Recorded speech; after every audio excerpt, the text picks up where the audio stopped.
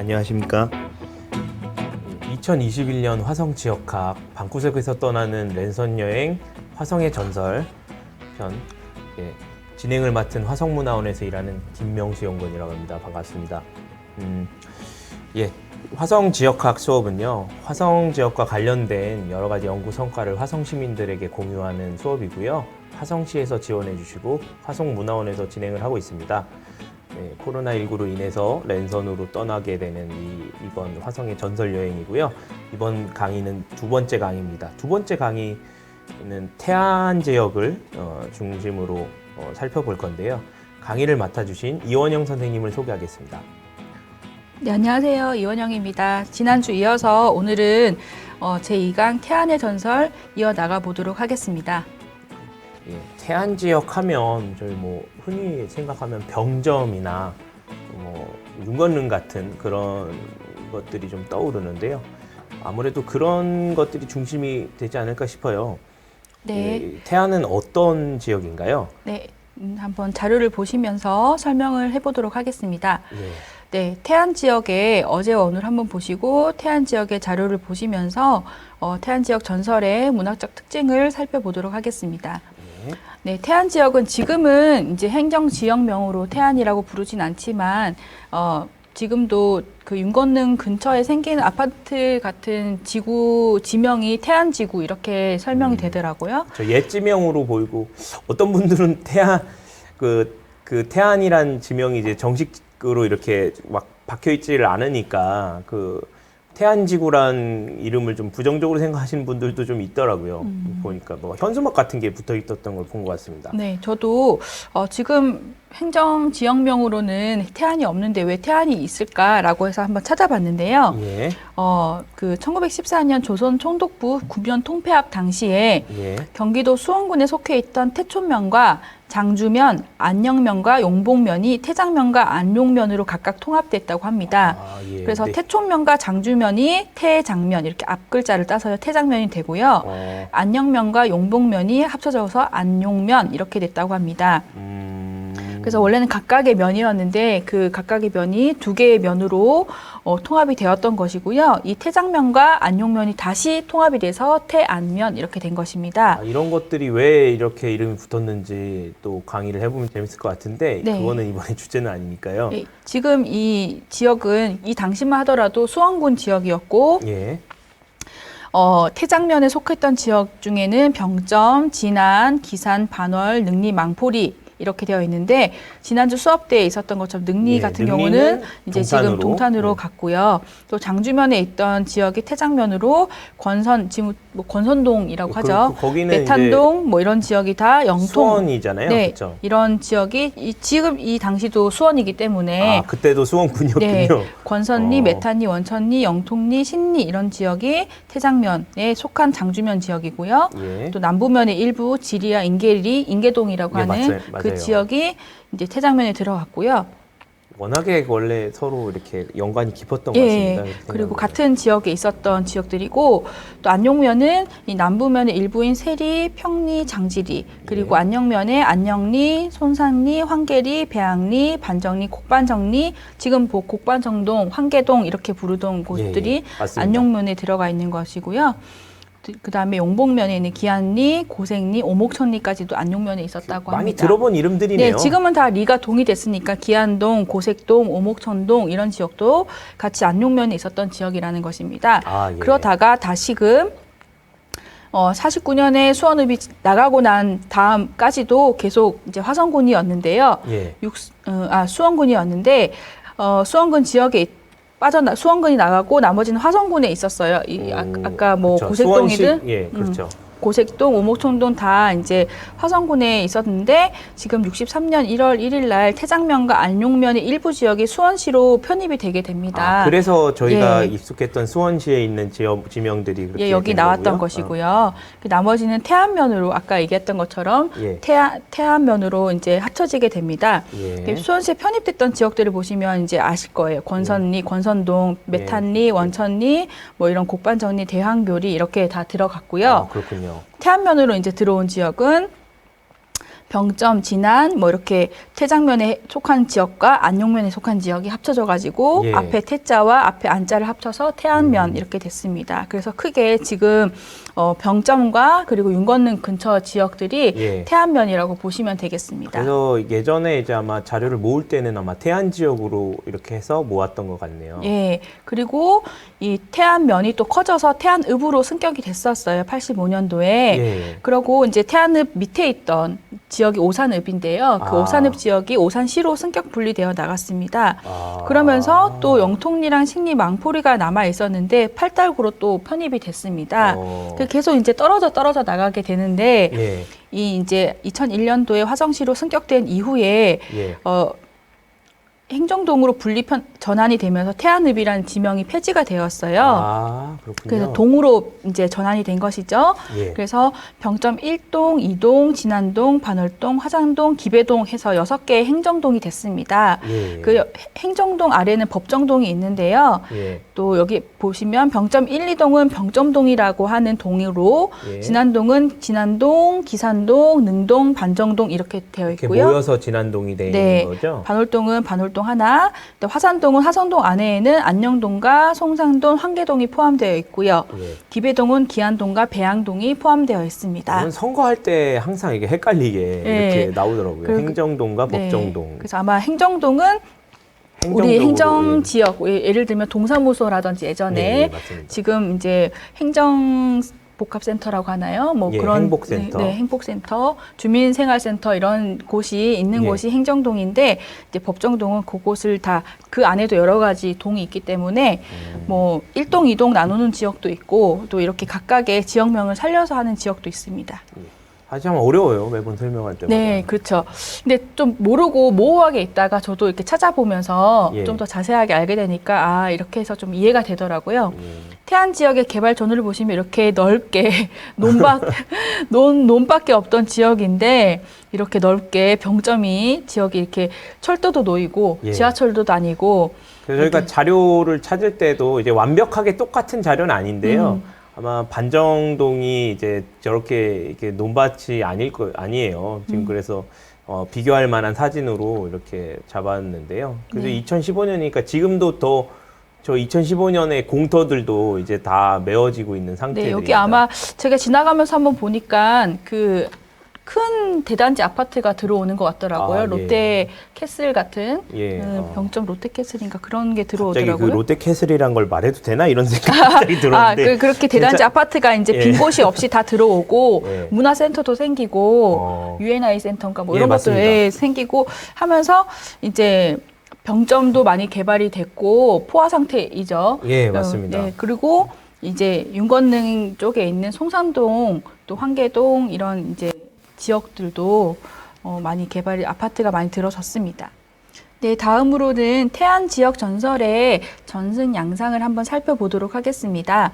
태안 지역 대표 전설로는 정조와 관련되어 있는 전설이 많이 뽑았는데요. 대표 전설인데 9개나 되면 그게 대표 아. 되게 종류가 많은 거 좀 풍부하다고 생각하면 되는 거겠죠? 네, 태안 지역에 우리 유네스코 문화유산인 윤건능이 있잖아요. 예, 조선 왕릉이 전체가 유네스코 문화유산입니다. 아, 정확히 네. 말씀드리면. 네, 예. 그 중에서 이제 윤건능이 있는 건데, 그렇죠. 네, 그만큼 이제 정조와 관련되어 있는 이제 전설이 많이 전해지고 있는데, 예. 또 각기 이야기별의 특징이 있어서 하나로 다 묶으면 너무 서사가 길어질 것 같아서, 예. 각각의 이제 특징이 있는 이야기별로 구분을 했습니다. 그래서 총 지금 9개 정도로 구분을 했고요. 예.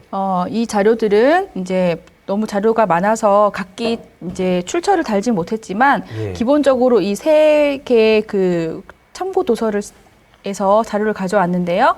한국구비문학대계 편과 화성군사, 화성시사 이렇게 보시면 대표적인 전설은 다 보실 수 있을 거라고 생각합니다. 1980년대 초반에 채록되어 있는 자료이기 때문에 뭔가 좀 더 그 원형이 좀 잘 보존되어 있을 것 같다는 생각이 듭니다. 네, 아마 화성 군사나 화성 시사에서도 화성 그 한국 구비문학 대계를 기본으로 하면서도 자체적으로 조사를 하거나 수집을 하거나 이제 기고를 받은 원고들을 추가를 해서 넣기 때문에 예. 이 한국 구비문학 대계를 기본으로 해서 이제 군사와 시사에 있는 추가적인 자료를 보시면 될 것 같습니다. 예. 네. 구체적인 이제 자료를 한번 보겠습니다. 네, 제가 한번 읽어볼까요? 네, 정조와 명지관에서 이제 유형 1에 해당하는 자료인데 한번 읽어봐 주시죠. 네, 명지관은 명지관입니다. 명지관이라는 게 아, 네, 명지관. 유명하다는 네, 얘기예요. 뛰어난 지관입니다. 예, 정조대왕은 원통하게 돌아가신 아버지 산소를 화산자락에 모시고 자주 찾아뵈었는데 한 달에 29번씩 거동한다고 말할 정도로 효심이 깊었습니다. 어느 날 하루는 수원 지지대 고개를 넘는 도중에 지게에다 송장을 버텨놓고 땅을 파는 총각을 보게 되었습니다. 정조가 왜 땅을 파고 있느냐 하고 물었더니 총각이 말하길 자기 아버지를 묻을 거라는 것이었습니다. 정조가 보니 그 자리에 묘를 쓰면 하관을 한 뒤에 바로 죽을 자리였습니다. 네, 여기서 나타나는 걸 보면 정조도 딱 어떤 지역을 봤을 때 풍수지리적인 뜻을 예. 해석할 수 있는 사람이라는 게 나타나는 거죠. 아, 근데 지금 제가 보기에는 지관이란 게 뭔지를 이제 설명을 먼저 해야 될 것 같아요. 아, 지관은 예전에 풍수지리라는 지금도 풍수를 많이 풍수지리는 많이들 아시니까. 아시는데, 네, 그것을 이제 풍수지리를 따져서 몇 자리라든지 묘나 묘자리라든지 아니면 살아갈 때 이제 집을 이사할 때 그 생가 터라든지 이런 것을 잡아주시는 거를 이제 직업으로 하던 분들인데요. 지수를 하신다는 분들인데. 예. 뭐 그냥 풍수라고도 부르기도 했고요. 관이라는 건 사실 관직이기 때문에 조선에서는 지관이 있었어요. 국가 관직이 있었거든요. 그냥 관상 보고 이러시는 분이 아니라 이게 국가에서 지정하는 그 땅의 기운을 보는 사람들이 지관이군요. 예, 뭐 이렇게 일관을 보시는 분도 있었잖아요. 천상을 보는 천문을 보는 분들도 있고. 이제 천상에 관련된 분은 일관이라 불렀고 땅에 관련된 분은 지관이라고 했는데 그렇군요. 이제 이렇게 벼슬을 받으신 분도 있지만 뭐 대체적으로 지관이라든지 뭐 또 지수를 하신다 이렇게도 얘기를 하고 풍수라고도 그냥 부르기도 했고요. 예, 풍수. 네, 이렇게 했는데 그 정조께서 이 풍수지리에도 또 이제 해박하셔서 이 길을 지나다 못하는 게 없는 분이니까 네. 풍수에도 능하셨는데 특히 또 아버지 상소를 굉장히 옮기고 싶어하는 중이었기 때문에 맞죠. 역사적인 맥락도 있으니까요. 네, 그만큼 가장 좋은 명당을 찾기 위해서 굉장히 공부를 많이 하셨을 거란 말이죠. 그러면서 이제 오고 가고 하던 중에 어떤 백성이 이제 아버지 송장을 이제 장례를 치르려고 하는 걸 봤는데 그 자리가 바로 화관을 하면 죽을 자리였던 거죠. 만일에 이제 그냥 보통의 왕인 경우에는 무시하고 지나갔겠지만 이 정조의 성격이 또 다음 장면에 드러나는데 한번 보시겠어요? 다음 장면을 제가 읽어볼게요. 정조대왕은 거긴 못 쓰는 자리다. 이 자리는 묘를 쓰고 나면 네가 당장 죽을 자리다. 100냥을 줄 테니 이 비용으로 다른 곳에 묘를 써라. 그리고 그 자리는 누가 잡아주었느냐? 이렇게 물었고요. 이에 총각은 용인 사는 박생원이 잡아주셨다라고 했다고 합니다. 정조가 별감을 데리고 박생원을 찾아가니 조그만 오두막에서 집신을 허리에 찬 주인이 나왔습니다. 정조가 왜 총각을 속이고 고개에다 몇 자리를 잡아주었느냐? 이렇게 물었고 박생원은 모르시는 말씀입니다. 그 자리는 하관전에 돈 100냥이 생길 자리입니다. 라고 대답했습니다. 네, 여기서 보면 정조가 굉장히 그 백성 촌부를 아껴서 거기다가 이제 묘를 못 쓰게 한 거죠. 어쨌든 긍정적인 왕이었네요. 네, 그리고 알려줘요. 그래서 너가 죽는 걸 내가 막아주기 위해서 돈도 줍니다. 100냥을 줘서 이 사람이 처음에는 저는 돈이 없어서 이것도 여기까지 송장을 치르는 것도 옮기는 것도 힘들었는데 또 어떻게 하겠냐 이랬더니 그럼 내가 100냥을 줄 테니 이걸로 해라. 또는 다른 데서는 뭐 옷감이나 쌀을 주거나 하기도 합니다. 그 비용을 써라 하면서 이제 괘씸하게 여겨서 이 자리를 누가 잡아줬을까라고 하는 거죠. 이게 나쁜 놈이 잡았구나 이렇게 생각한 거군요. 뭣도 모르는 사람이 이걸 잡아줬다라고 생각을 하는 거죠. 그래서 이제 물어서 찾아갔더니 아주 허름한 곳에서 이제 주인이 나왔다라는 거죠.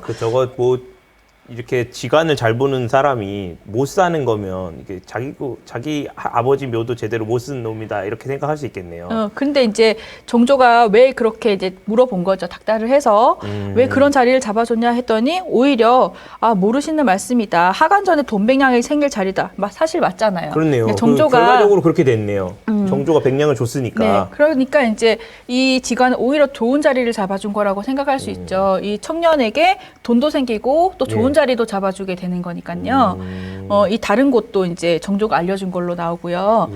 자, 그래서 이제 박생원의 용한 실력을 알게 된 정조는 그렇게 잘하는 명관이 어째서 이렇게 허름한 오막살이를 하느냐. 제가 말한 내용이 바로 나오네요. 이어집니다. 그래서 물었어요. 그랬더니 박생원이 아니올시다. 이곳은 아무 때라도 일산이 꽂힐 자리입니다라고 했던 거죠. 일산이 꽂힐 자리다. 이 일산이라는 게 뭘까요? 네, 이게 일산이 햇빛을 가리는 우산인데요. 여러분들 이제 우리 사극 같은 거 보면 아주 큰 비단으로 된 우산 같은 걸 쓰고 왕의 행차를 할 때 햇빛을 가려 양산이 있잖아요.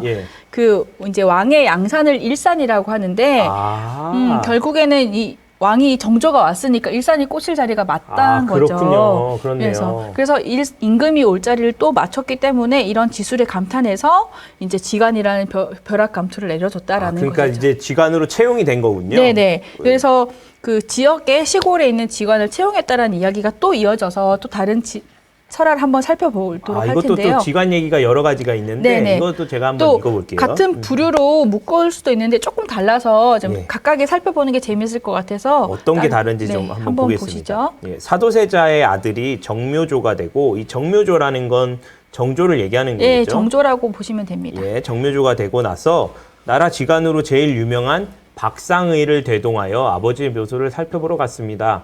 박상의는 사도세자의 묘자리가 좋지 않았다고 하였고 정조는 좋은 묘자리를 새로 잡으라고 하였습니다. 강원도 방면을 모두 다녀도 좋은 능자리가 없자 화성 방면으로 가보자 하여 정조와 박상의가 동행하여 길을 나섰습니다.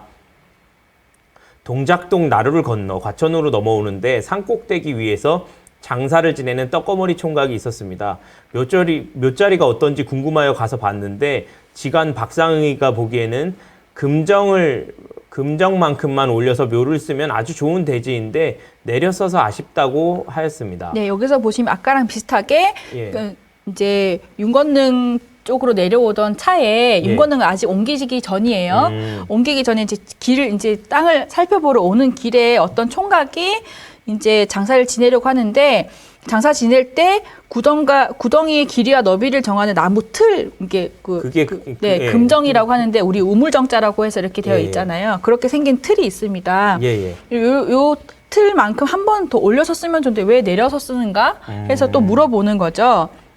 그래서 또 읽어보실까요? 제가 읽어볼게요. 이에 정조가 총각을 불러 한금정만 올렸으면 좋은 자리인데 왜 한금정을 내려 썼느냐 한금정을 올려서 묘를 써라고 알려주었습니다. 그런데 총각은 못 쓰겠습니다 라고 하였고 정조가 왜 그러냐고 물으니 저는 안산에 사는 박씨 총각으로 그가 머슴살이를 하며 흩어 홀어머니를 모시고 살았기로 남은 돈이 없어 동네 사람들의 원조로 그나마 산소를 쓰는 건데 한금정 더 올려다 써달라고 할 수 있겠습니까? 라고 하였습니다. 이를 정조가 안타까이 여겨 쌀 10가마와 벼 20피를 하사해주고 어머니의 묘를 한금정 올려서 모시라고 하였습니다. 네, 아까는 비슷한 얘기네요. 백냥을 줬는데 여기는 쌀 10가마, 벼 20, 굉장히 큰 금액이죠. 옛날 사람들에게는. 그만큼 이제 백성을 아껴서 이 총각에게 돈을 주고 좋은 자리에 모셔라 라고 하면서 여기도 또 아까처럼 그 지관을 찾아갑니다. 그리고서는 읽어봐 주시죠.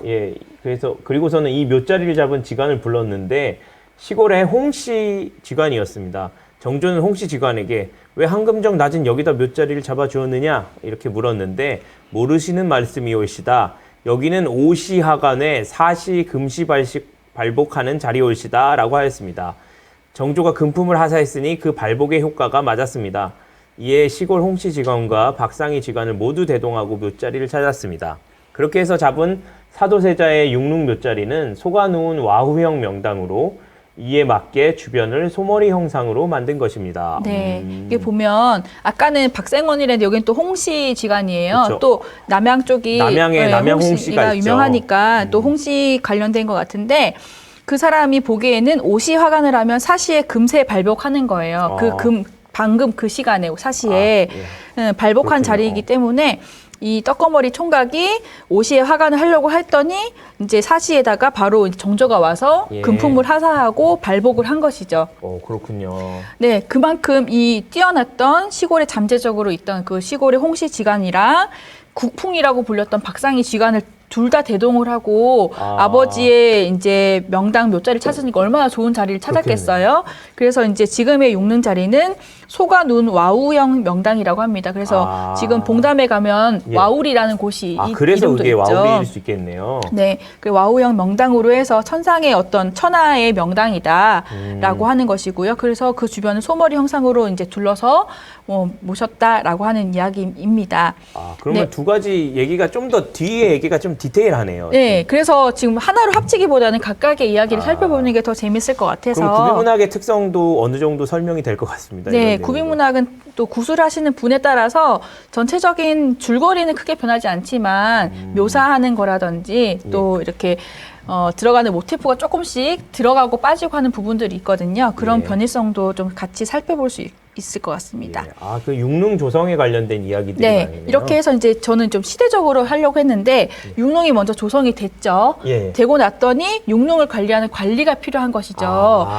그래서 능참봉이라고 하는 것은 이제 능을 관리하는 벼슬을 얘기하는데 이래서 이제 육릉이 생기면서 정조가 하도 이제 육릉으로 행차를 많이 하니까 능참봉이 고생했다는 이야기가 많이 전해지는데 이 전설도 한번 보시면 재미있을 것 같아요. 한번 읽어봐 주시죠. 읽어볼게요. 네. 효심이 지극했던 정묘조는 아버지 산소에 참배하러 자주 행차하였다 하였습니다. 이에 모처럼 능참봉을 하니 한 달에 거동이 29번이다 라는 말이 있는데 원래는 편하게 지내야 할 능참봉이 정묘조의 잦은 방문 때문에 고생을 했다는 이야기입니다. 그리고 수원 능참봉은 한 끼에 닭이 한 마리씩이다 라는 말도 있는데 능참봉을 하는 집은 한 끼에 닭 한 마리씩 해먹을 정도로 형편이 좋았음을 말합니다. 이는 정묘조가 자기 아버지 산소를 위해서 묘를 관리하는 능참봉에 대해 그만큼 잘 대우해줬다는 것입니다. 네, 이때는 다 수원군 지역이었잖아요. 남양군과 수원군으로 나눠져 있었는데 이제 지도를 볼 때 좌측은 남양군이었고 오른쪽은 수원군이었는데 이 수원에 있던 능참봉은 정조가 하도 이제 능행차를 많이 하니까 모처럼 이제 새로 생긴 벼슬이라서 능참봉을 받아서 했더니 한 달에 이제 왕의 거동이 29번이 된다 이런 식으로 과장을 해서 그렇죠. 29번 올 수는 없겠죠. 근데 그만큼 자주 올 수 있겠지만. 네, 그만큼 거동 때문에 힘들었다, 잦은 고생을 했다라는 것이고 또 수원 능참봉은 한 끼에 닭이 한 마리씩이다라는 말이 있는 만큼 그만큼 잘 먹었다는 얘기입니다. 네, 그만큼 후하게 관리비를 많이 줬다는 것 같아요. 그래서 이제 묘를 관리하는 잘 대우해줬다 이런 것이 전해지는데 또 한편으로는 좋은 것만 있었던 것이 아니고 또 그만큼 능참봉을 할 때 힘들었던 점도 이 다음 전설을 보면 나타납니다. 한번 읽어봐 주시죠. 다시 읽어보겠습니다.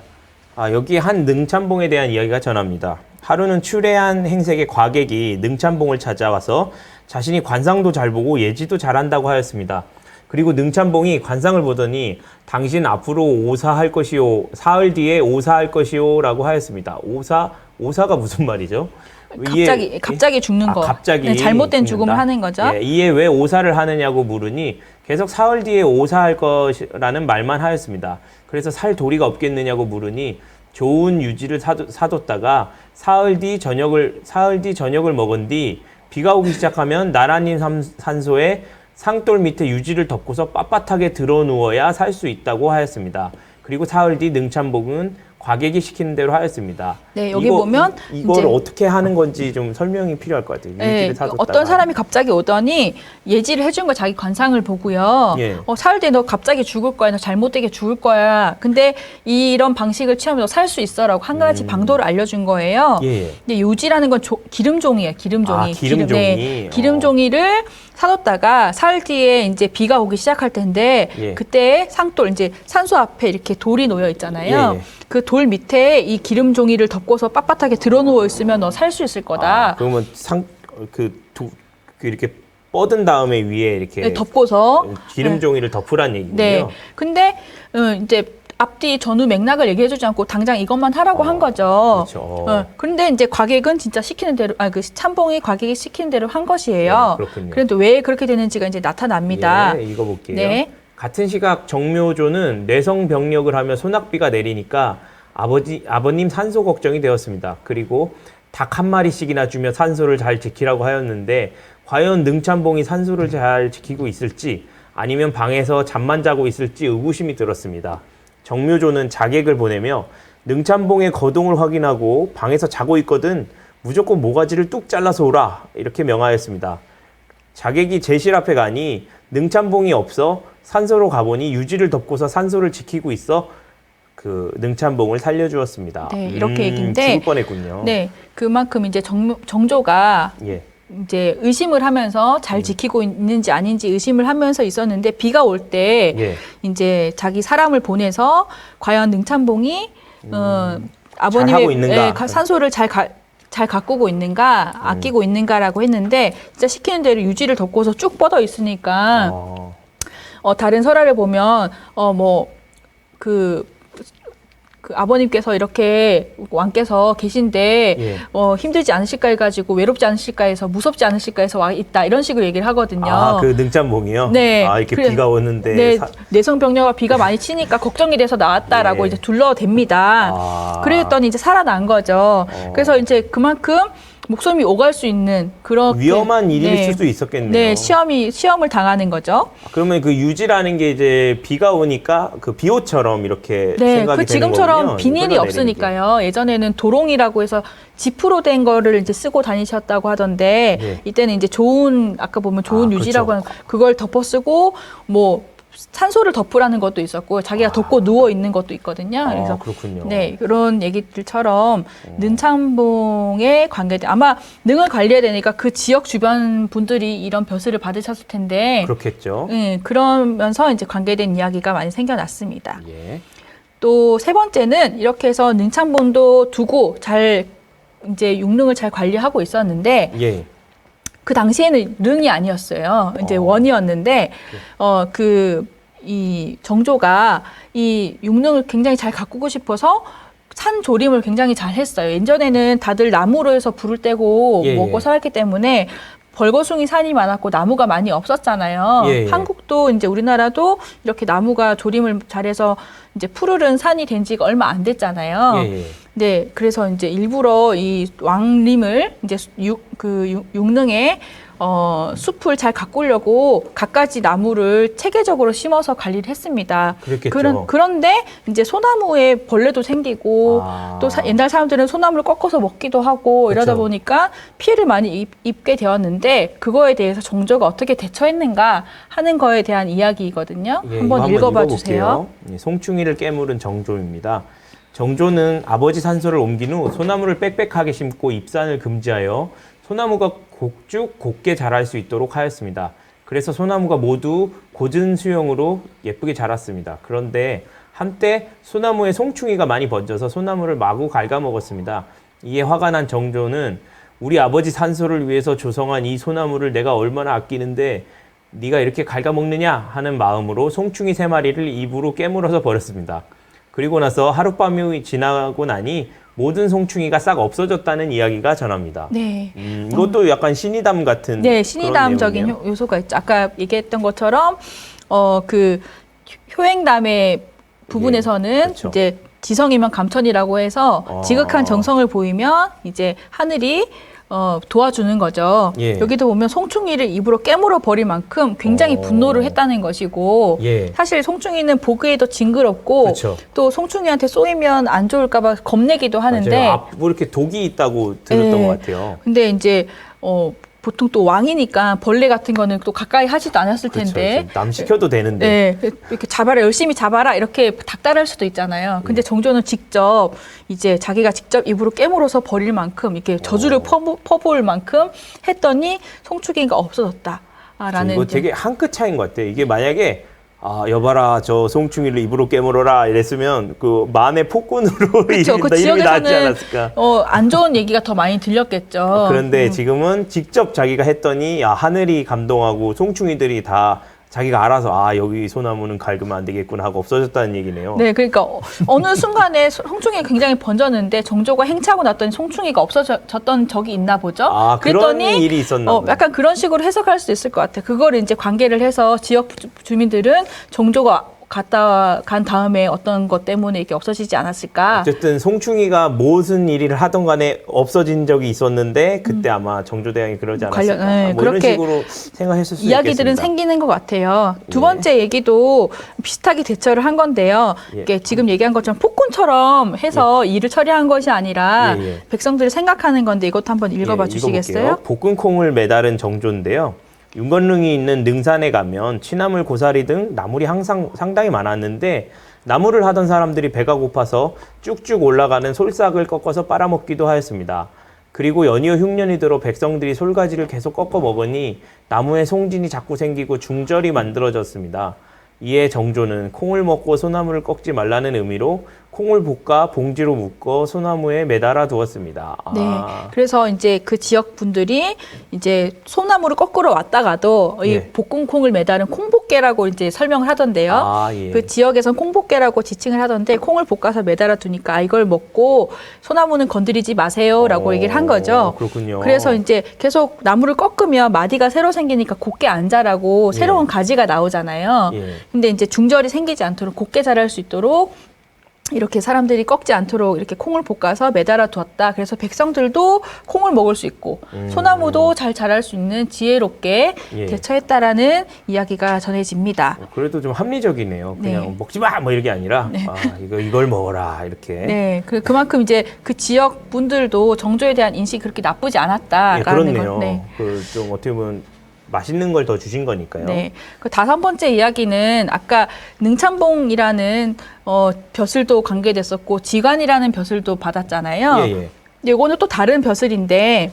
제가 한번 읽어볼게요. 네, 정조와 관련해서 여러 가지 벼슬이 생기기 시작하면서 관계된 이야기들입니다. 정조에게 받은 벼락벼슬이라는 이야기인데요. 정조대왕이 아버지 사도세자를 장원세자로 추존하고 아버지를 장원세자로 추존하고 그 무덤을 옛 양주 배봉산, 현재는 서울 동대문구 휘경동에 있는 산에서 화성의 화산 아래로 옮기고 현룡원이라 고쳐 불렀습니다. 정조는 아버지를 장원세자 이상으로 더 높이 추존하고자 하였으나 선왕의 유지와 대신들의 반대에 부딪혀 이루질 못하였습니다. 정조는 안타까운 마음에 미복 차림으로 아버지 능을 찾은 뒤 근처 마을을 돌아보게 되었습니다. 미복이라는 것이 일상복 같은 건가요? 네, 평복이라든지 뭐 일반복을 얘기하는데요.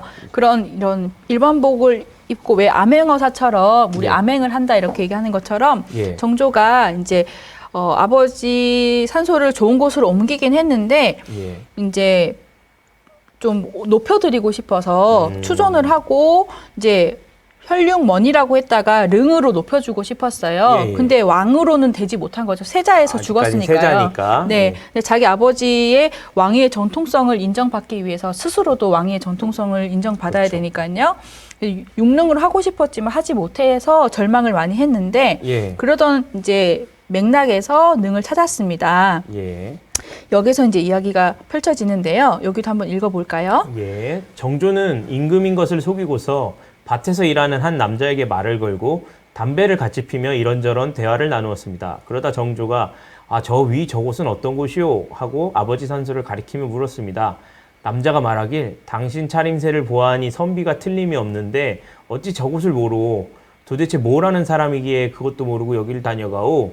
그냥 지나가는 것이오? 하고 물었습니다. 이에 정조는 짐짓 정말 몰라서 물어보는 것이네. 저곳은 뭐 하는 곳이오? 하고 심치미를 떼고서 물었습니다. 지금 이거 밭에서 일하는 촌부에게 말을 걸면서 이제 반말로 서로 얘기를 하는 거죠. 정조가 아무래도 젊었을 것이고 이분이 더 나이가 많았을 텐데 아무래도 양반의 차림이다 보니까 이렇게 말을 이제 낮추어서 얘기를 했습니다. 그래서 모르는 척하면서 계속 육릉을 가르치면서 얘기를 하는 거. 저게 뭐냐? 이렇게 했더니 그 지역 분들은 아니 이렇게 그래도 왕의 아버님을 모신 곳인데 계속 뭐냐고 물어보니까 화가 나서 얘기를 하는 것이죠. 그래서 여기도 읽어보면요. 남자는 저곳은 뒤주대왕 애기능이요. 왕으로 추존이 안 돼요. 나라에서는 장원세자의 현룡원이라 하오. 비록 정식 임금은 아니지만 뒤주에 갇혀 돌아가신 뒤주대왕의 애기능이라 부르오 하고 일러주었습니다. 아버지는 이 추존을 반대하던 신하들과 달리 세자에서 대왕으로 높이고 산소를 능이라고 불러준 일개 촌부의 답변에 정조는 흡족해졌습니다. 그리하여 남자에게 글 공부는 좀 했느냐 이렇게 물었고 남자는 글 공부는 했지만은 과거에는 매번 낙방이라고 하며 답했습니다. 네, 여기서 보면 사도세자를 높여서 뒤주대왕이라고 뒤주에 갇혀서 돌아가신 왕이다라고 해서 별명으로 뒤주대왕이라고 부르는데요. 예. 그러면서 능이라고 애기능. 요즘에는 이제 애기능이라고 하면 다들 아이만 예. 어린아이가 죽었을 때 묻은 능만 애기능이라고 많이 부르지만 여기서는 이제 젊으신 아직 또는 네. 장성하지 못했는데 그렇게 된 분들을 네, 이렇게. 그렇게 생각하신 것 같아요. 그래서 애기능이라고 부르시면서 예. 뒤주대왕의 애기능이라 이렇게 능으로 올려서 불러주셨습니다. 예. 거기에 대해서 흡족을 해서 이제 글 공부했느냐 물었고 예. 이 다음에 이어질 내용을 좀 생각해 보면 대충 얘기가 되죠. 그래서 예, 이 사람은 벼락벼슬이니까. 네, 솔직하게 과거에 계속 매번 낙방했다고 얘기를 했어요. 아, 그렇군요. 그런데 정조가 보기에 거짓말로 예. 저기 오다 보니까 과거 방문이 붙었다고 얘기를 하면서 방문이 붙었습니다 하고 네. 하자 남자는 못 봤다고 하였는데 네. 정조는 다시금 여기 오는 길에 막 방이 붙는 걸 봤소. 이번 과거는 꼭 가서 보시오. 꼭 이라고 하며 과거를 권하고 궁으로 돌아왔습니다. 정조는 황궁하자마자 과거 방문을 급하게 붙였습니다. 안녕리 남자는 과거를 보러 갔는데 과거 글자가 어느 간촌 이생원과 어느 선비가 나눈 대화 내용을 쓰라는 식으로 나왔습니다. 남자는 지난번 자신이 나온 대화 내용을 답안으로 써냈고 결국 급제하게 되었습니다.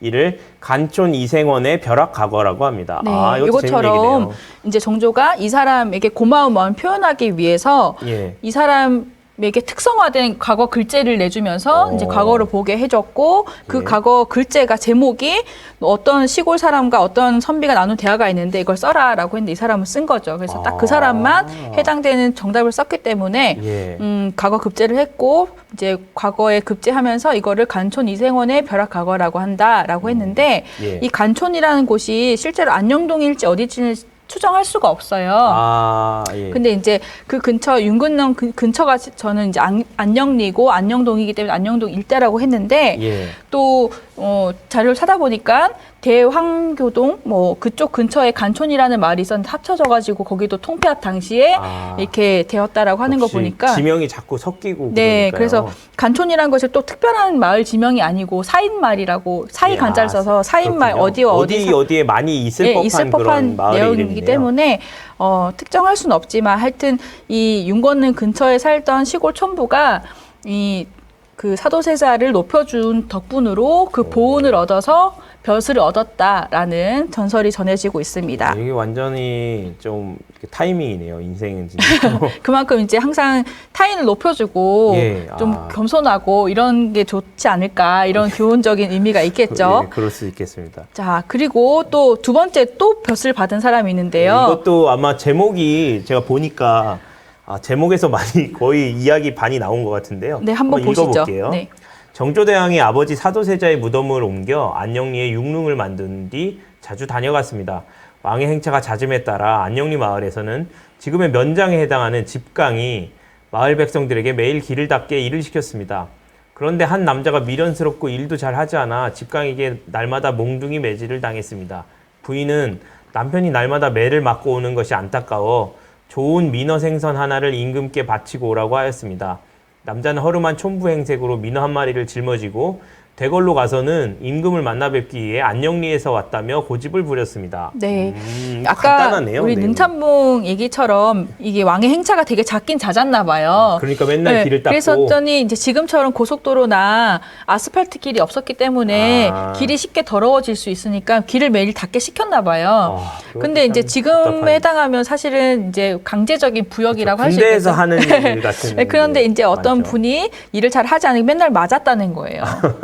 그게 너무 불쌍해서 부인이 뇌물을 좀 바치고 오라고 한 거죠. 예. 예, 이렇게 해서 근데 그걸 믿고 정말 민어 한 마리를 짊어지고 대궐로 간 거예요. 예. 그래서 했더니 사실 어떤 사람이 나 왕 보러 왔어, 나 왕 보러 왔어, 이거 문 열어줘 해주겠죠. 이렇게 하면 사실 힘든데 이 사람이 하도 난리를 치니까 이 문지기가 정조에게 보고했다고 합니다. 예, 제가 한번 읽어볼게요. 문지기가 이를 정조에게 보고하니 들여보내라고 하였습니다. 남자는 생선 한 마리라도 임금님께 드리고 싶어 이 민어를 가지고 왔다고 했고요. 시골 백성의 충심에 감탄한 임금은 남자를 기특하게 여겨 좋은 식사 대접을 하였습니다. 식사를 배부르게 한 남자에게 임금님이 소원 하나를 들어주겠노라고 했고요. 이에 남자는 날마다 자기를 부리고 때리던 집감과 같은 벼슬을 하는 것이 소원이라고 하였고 정조는 이를 들어주었습니다.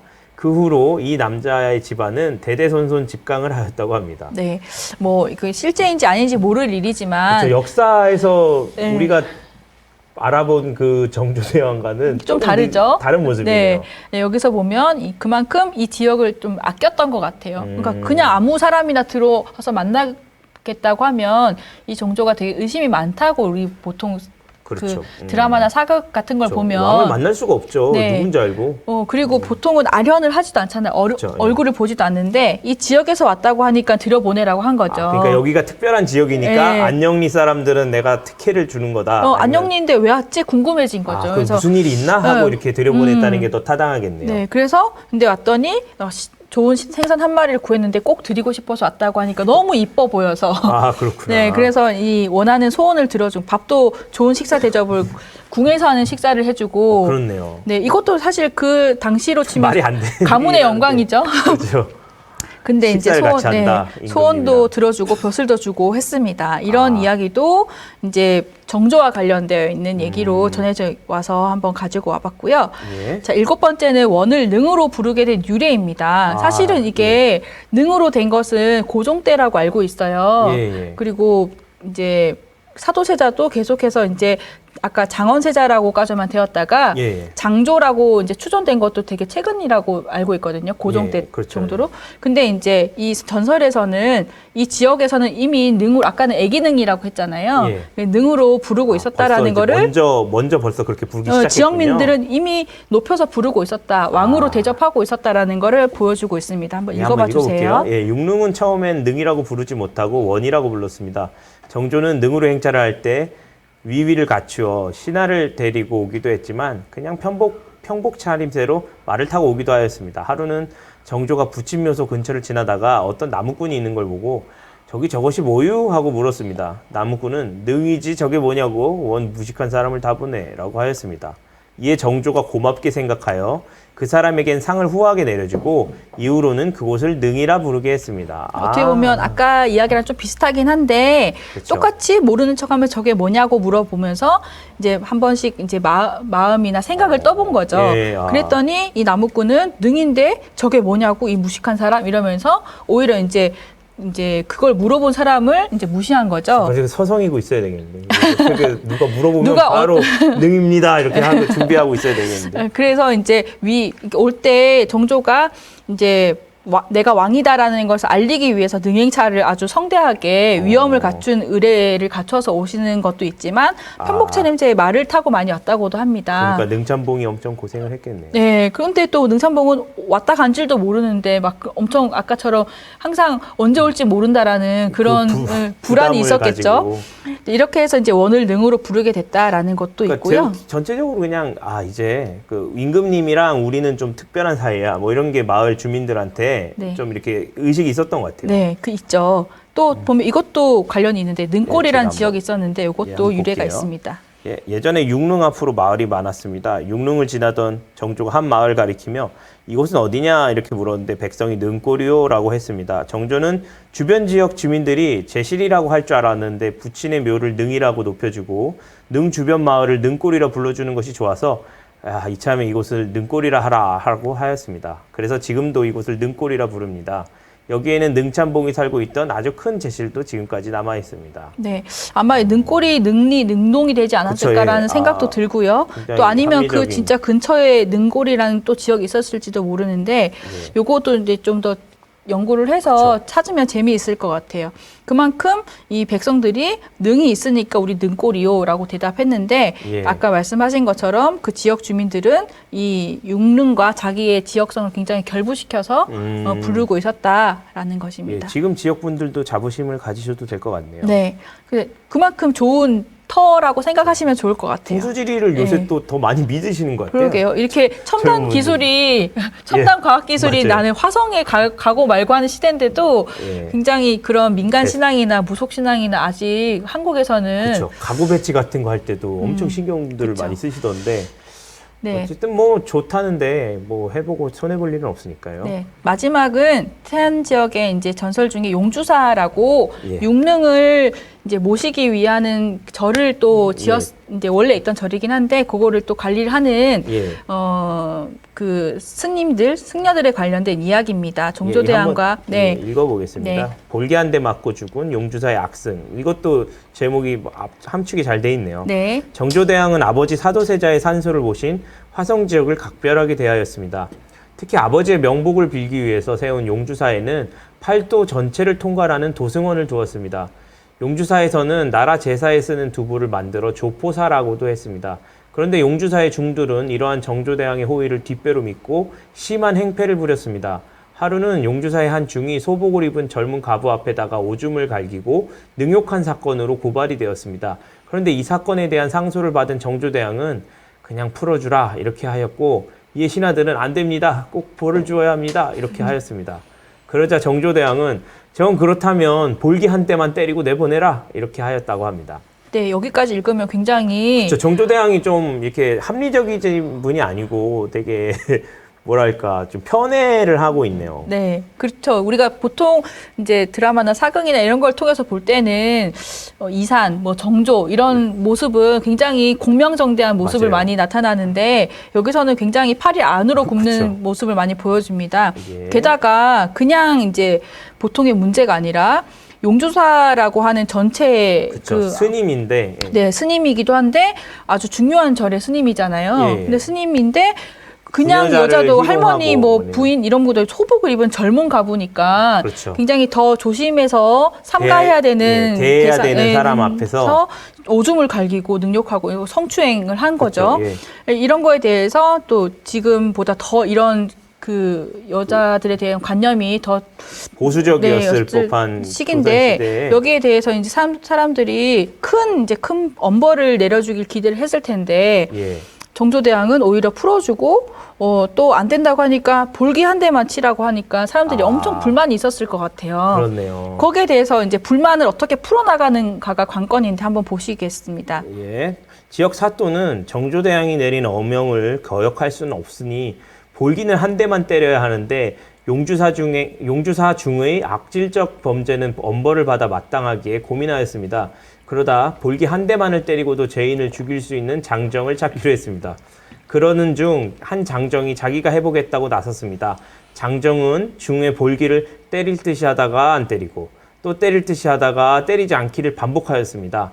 때릴 듯이 하다 때리지 않는 것이 여러 번 계속 반복이 되자 누워있던 중은 긴장을 풀게 되었습니다. 네, 여기 보면 아까 전에 관건이라고 했죠. 이 볼기 한 대만 가지고 어떻게 엄벌을 처할 것이냐라는 거를 이제 궁리를 하기 시작했는데 그 지역의 사또가 이 지역의 민심을 생각했을 때 또 자기도 생각했을 때 어명을 지키면서 네, 어명을 지키면서도 엄벌을 주기 위해서 생각해낸 방법이 볼기 한 대만으로도 죽일 수 없을까라고 생각을 해본 거죠.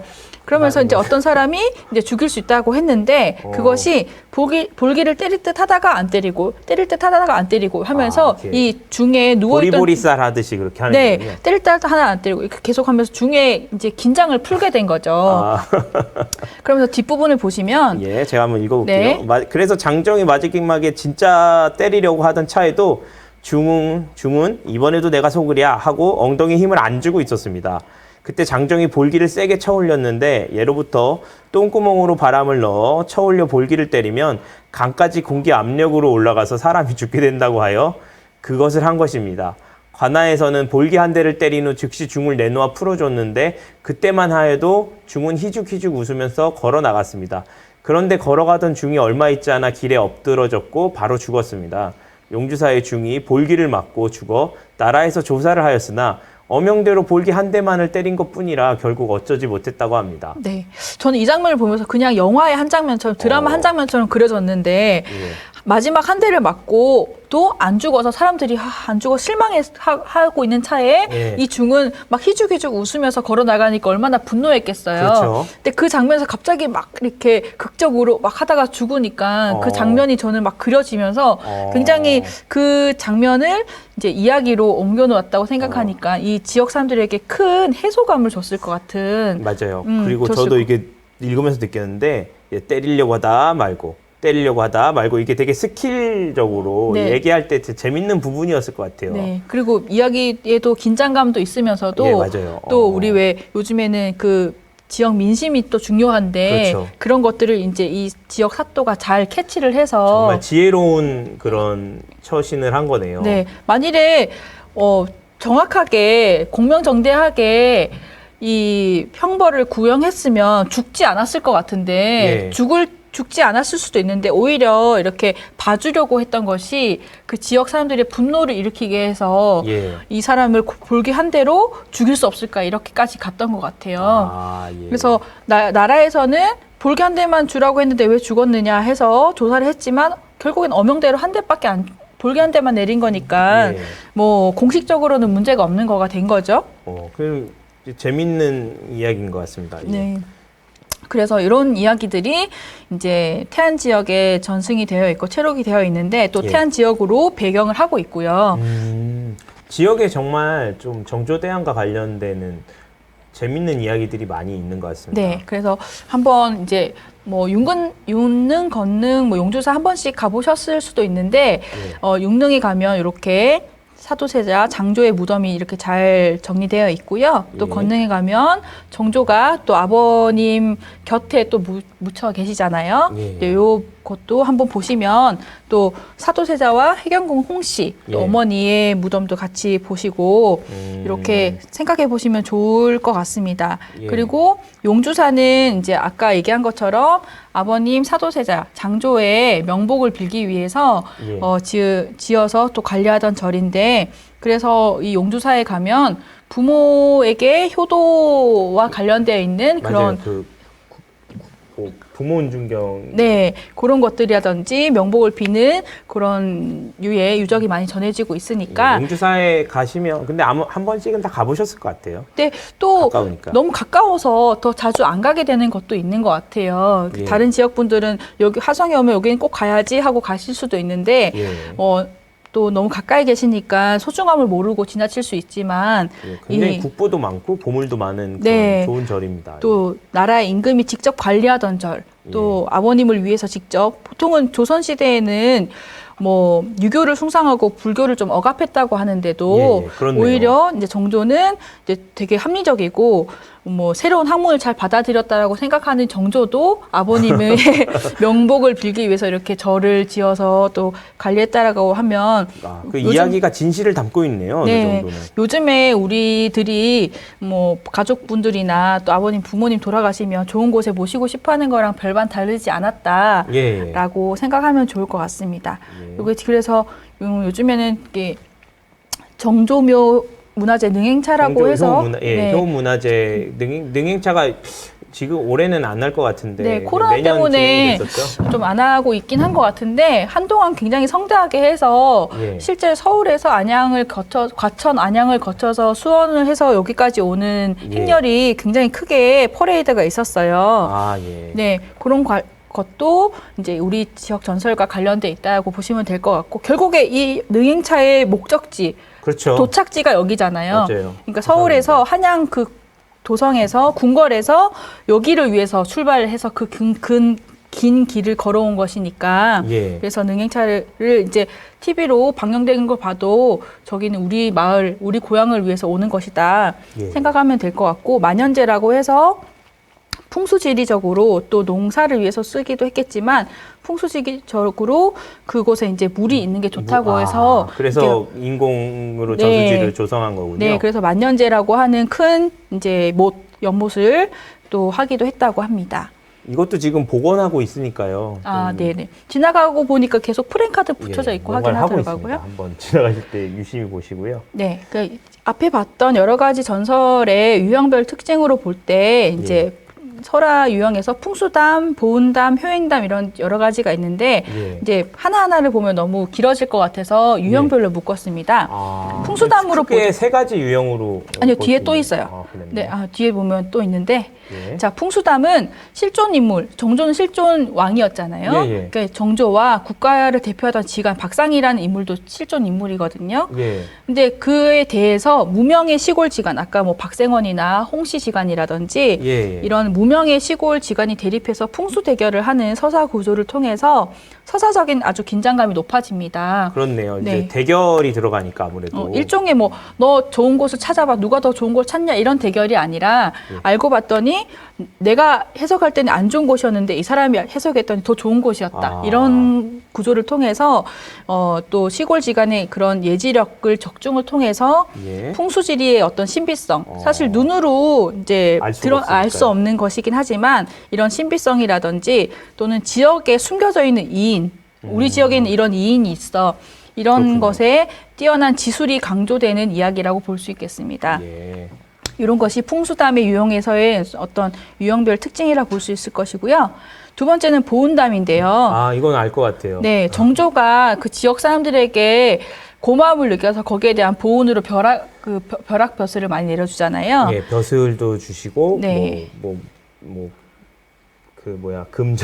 네, 금전적인 것도 재물적인 것도 주시고 육론 주변 사람들이 사도세자의 원을 능이라 불러서 그런 충심에 대해서 아들 정조가 고마움을 느껴서 상이나 벼슬로 보은을 하는 것입니다. 그렇네요. 한편 평복 차림의 정조를 보고 지나가던 나그네인 줄 알고 그냥 그 마을 사람이 참외도 깎아주고 뭐 이렇게 한 거예요. 예. 했더니 그런 걸 안 먹어본 거죠. 그랬더니 그 정조대왕은 참외라는 걸 먹어보지 그리고 못해서 개떡을 줬어요. 개떡이랑 개떡. 뭐 참외 이런 걸 줬더니 사실 개떡은 이제 이렇게 좋은 것을 버티고 난 다음에 남은 거잖아요. 그런 걸 먹고서 이렇게 정조가 고마워해서 또 벼락볕을 내려줬는데 그 집안이 반남박씨 집안이다. 그래서 정조 때 반남박씨가 크게 일어났다.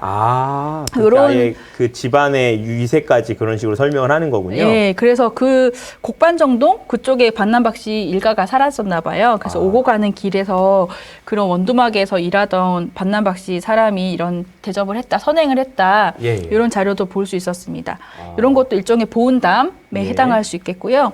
효행담 아까 얘기했던 것처럼 송충이를 잡아서 깨문다든지 또 그 복궁콩을 매단다든지 이런 것들이 아버님이 묻혀 계신 그 산 그리고 산소의 숲 이런 것들을 가꾸기 위한 정조의 노력인데요. 예. 이런 지극한 효심으로 이적을 일으켰다는 어떤 이인적인 면모라든지 신의담적인 성격이 나타납니다. 예. 또 이제 기아에 시달리는 백성과 소나무숲 모두를 지키고자 한 내용에서 성곤이면서도 또 효자다. 이런 이제 두 가지 면모를 모두 보이는 이제 정조의 인물 전설이라고 볼 수 있겠습니다. 이렇게 그렇군요. 긍정적인 면도 있는데요. 또 한편으로는 또 부정적인 면도 있어서 한번 보려고 합니다. 민호로 직강벼슬 유형은 사실 매간매직 같은 거 아닙니까? 예, 그렇죠. 일종의 이건 좀 웃긴 얘기였잖아요. 예, 맞아요. 민호로 직강벼슬 유형은 이렇게 어리석은 시골 남자의 행동을 우습게 그려낸 얘기인데 예. 우리 설화적으로 볼 때 이런 우스운 얘기를 이제 소화라고 합니다. 그건 웃긴 얘기. 예, 웃긴 얘기라고 하는 건데 소화에서는 웃음을 유발하기 위해서 인물의 특성을 좀 과장하거나 예. 이렇게 형상화할 때가 있는데 일반적이지 않은 상황을 자기적으로 연출하는 거죠. 사실 시골 촌부가 갑자기 생선 한 마리 가지고 궁을 찾아가서 문 열어달라고 하는 것 자체가 자기적이기도 하고요. 말이 안 되는 것 같아요. 네, 그렇게 과장하는 거 맨날 길을 닦게 한다든지 예. 뭐 이런 것도 과장을 하는 건데 근데 이런 사건들이 극단적으로 좀 희화화되면서 웃기게 되면서 실제적인 사실성보다 강한 허구성을 가지게 되는 거죠. 그렇네요. 아까 얘기했듯이 매일 길을 닦는 상황이나 예. 또 일을 안 하려는 남자가 매일 매질을 당한다든지 그리고 일개 촌부가 단신으로 왕가의 대면을 요구해서 성공하게 된다든지 이런 것들이 다 좀 허구성이 강해지는 건데 예. 또 이 민어 한 마리 때문에 소원 성취하는 것도 현실적인 가능성이 없는 극단적인 허구와 장면입니다. 오히려 그게 이런 거든 왕에 대해서 부정적으로 얘기하니까 좀 너무 현실적으로 이렇게 하게 되면은 좀 이야기가 성립이 잘 안 될 것 같아요. 뭐 이렇게 너무 말이 안 된다 얘기도 들을 수 있고. 네, 이게 일종의 이야기이기 때문에 기록된 역사가 아니잖아요. 그렇죠. 그래서 등장하는 인물은 실존 인물일지라도 예. 이야기가 형상화되면서 이런 허구성이 들어가야 더 재밌게 되는 거죠. 그렇죠. 그렇군요. 또 아까 마지막 얘기처럼 이 얘기가 제일 재밌는 것 같아요. 지금 심성이 못 돼서 그런지 이런 게 재밌더라고요. 네, 또 여기도 보면 지나친 효심으로 인해서 이런 시시비비 판단이 어긋나게 되는 거잖아요, 사실은요. 예. 근데 이런 거에 대해서 민중은 비판적으로 보고 있다. 정조라고 해서 다 좋게 보는 것이 아니라 예. 민심은 다 그걸 가려내고 있다라는 걸 보는 것입니다. 예. 관리는 형벌 엄형의 표면적인 형태, 그냥 볼기 한 대라는 것을 예. 수량적인 측면 지키려고 했습니다. 하지만 민심에서 옳다고 여기는 엄벌의 질적인 측면, 볼기 한 대만으로도 아주 큰 엄벌을 줄 수 있으려고 예. 실질적으로는 엄형을 어기고 사형을 계획하고 집행한 주체적인 태도를 보여줍니다. 그러네요. 사실 관리는 엄형을 받아서 하는 거잖아요. 이는 이제 엄형으로 내려온 공적 재판의 구형 결과에 순응하는 척 표면적으로는 하면서 예. 실질적으로는 성난 민심을 반영해서 극단적인 엄벌 수위의 사적 복수를 하는 거죠. 그렇게 보면 그렇게 볼 수 있겠네요. 예, 제가 볼 때는 이 민심과 왕 사이에서 있는 이 사또라고 하는 지역 관리가 예.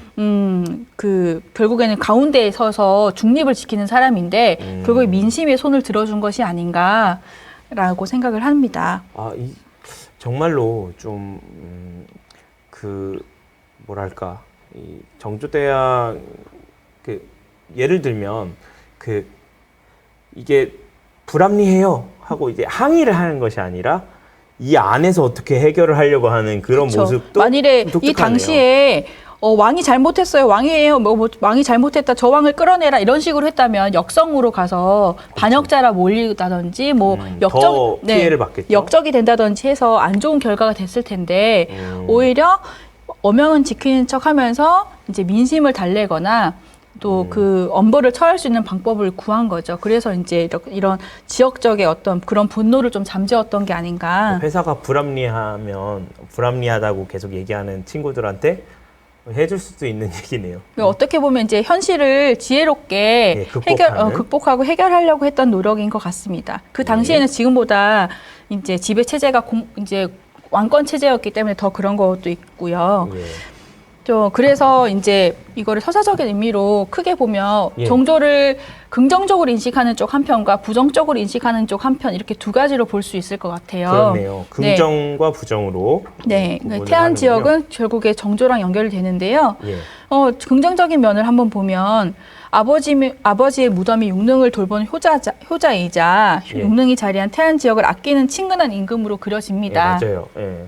그러면서도 풍수지리에 뛰어나고 또 이적을 행하는 등 이인적인 면모도 가진 비범한 인물로 그려집니다. 그런 거 공부 열심히 한다고 되는 게 아니고 뭔가 이제 특별한 사람이어야 할 수 있는 것들인 것 같아요. 그렇죠. 그러면서도 또 소탈한 평복 차림으로 민가로 암행을 다니면서 백성들이랑 직접 소통을 하고 여론 민심에 귀를 기울인 성군의 모습으로도 그려집니다. 이런 모습을 보면 굉장히 지역 내에서도 정조를 긍정적으로 또 가깝게 느꼈던 것 같아요. 또 근데 다른 한편으로는요. 잦은 윤 걷는 행차로 인해서 마을 사람들이 노동력을 무상으로 착취당하는 것이나 또 탐관오리에게 매질 당하거나 또 능창봉이 모습을 위협받기까지 하는 등에서 이런 지역 주민들의 피해와 불만이 자연스럽게 드러나는 것 같아요. 웃긴 얘기이긴 하지만 비판적인 시각이 들어가 있다는 나 거죠? 이거 되게 불편하고 싫었어라는 거를 이제 우회적으로 드러내는 것 같은데요. 또 자기 마음에 흡족하다는 이유로 벼락버스를 내리거나 뇌물을 받고 벼슬을 주는 악습은 그 당시 조선 후기에는 이런 사리사욕과 매간매직의 폐단이라는 점에 이제 비판적인 여지가 있습니다. 정조의 이미지와는 좀 맞지 다르죠. 않죠. 이렇듯 지역민의 일하에 당대의 부정이라든지 비리를 결부시키고 또 이를 해학적으로 풍자해서 문학적인 재미와 함께 비판적인 주제의식을 함께 구현했다라고 볼 수 있겠습니다. 굉장히 그래서 훌륭한, 지금처럼 막 신문고를 올리거나 뭐 이렇게 본론으로 청와대에 뭐 이렇게 글 쓰고 할 수 없는 그러니까 이야기를 통해서 지역민의 민심을 이렇게 투영했던 것이 아닌가. 또 더하여서 이제 지역의 민심과 윤리 도덕을 어지럽힌 이제 용주사 악승의 악질적인 범행을 눈감아주는 모습으로도 묘사되는 것에서는 공정하지 않았던 어떤 난군에 가까운 모습이죠. 그렇네요. 자기랑 가까운 외척이라든지 자기가 가까운 가족이라든지 친구라든지 이런 사람을 싸고 돌았던 어떤 난군들, 폭군들이 많이 있었는데 그것과 비슷한 결을 하잖아요.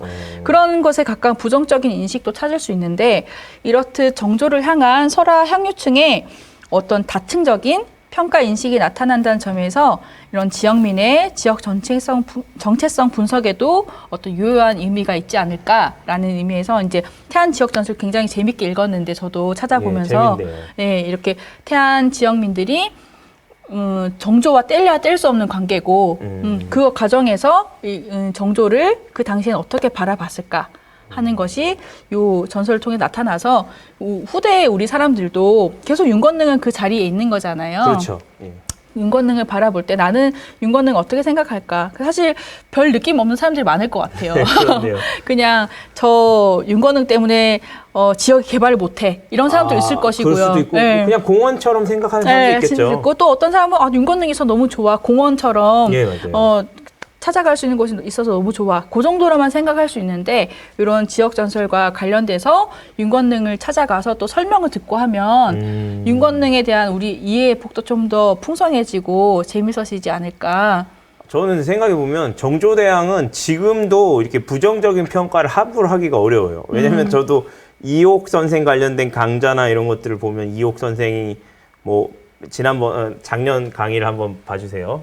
이옥 선생이 이런저런 고통을 그 정조대왕 때문에 겪으신 거에 대해서 얘기를 하면서 대립구도를 만들어 보려고 했는데 그게 좀 이렇게 조심스럽더라고요. 워낙에 슈퍼스타고. 맞아요. 예, 그런데 이 태안 지역의 전설을 보니까 그 정조대왕의 효라는 것을 중심으로 이렇게 그 맥락으로 가지고 있으면서 그것의 긍정적인 면과 부정적인 면을 다 같이 이야기하고 있었다는 것이 참 굉장히 좀 문학적으로도 뛰어난 부분이 있지 않나. 네, 어떤 정조를 그냥 뛰어난 사람 또는 불쌍한 사람 이렇게만 보면 너무 재미가 없잖아요. 재미도 없죠. 네, 근데 이런 전설과 설화 향유층들 민중들의 생각을 같이 읽어내면서 보면 훨씬 더 입체적인 사람 그리고 그 시대 속에서 여러 가지 감정이나 여러 가지 사건에 휘말렸던 그런 사람으로 보면서 좀 더 재밌게 그 캐릭터를 분석할 수 있을 것 같아요. 그래서 네, 이런 지역 전설도 태안 분들도 또 태안 지역 이외의 다른 분들도 윤건능을 찾아뵐 때 찾아가서 이제 구경하고 할 때도 이런 전설을 같이 접할 수 있으면 더 좋을 것 같다라는 생각을 합니다. 제가 38페이지나 이게 자료가 돼서 너무 길었죠? 언제 끝나나 했는데 굉장히 금방 시간이 지나갔고 그리고 저 PD님도 잘 좋으시는 것 같았는데 이번 시간엔 좀 주무시지 않은 것 같아요. 네. 나름 재미가 있었던 것 같습니다. 그래서 지역분들이 이거 들으시고 좀 자부심을 가지셔도 될 것 같습니다. 굉장히 훌륭한 이야기 자원을 가지고 있는 지역이네요. 그리고 옛날에는 그 정조대왕과 이렇게 어깨동무하는 그런 느낌으로 이게 특별한 대우를 받았던 그런 지역이다. 이런 자부심을 가지셔도 될 것 같습니다. 네. 예, 두 번째 시간 이게 이름이 어려워요. 길어서 방구석에서 떠나는 랜선 여행 화성의 전설 두 번째 시간 태안편은 이 정도로 마무리를 하고요. 다음 주 월요일에 다시금 세 번째 지역의 설화를 들고 그 전설을 들고 다시금 찾아뵙겠습니다. 예, 선생님 수고 많으셨습니다. 감사합니다. 네, 감사합니다. 예.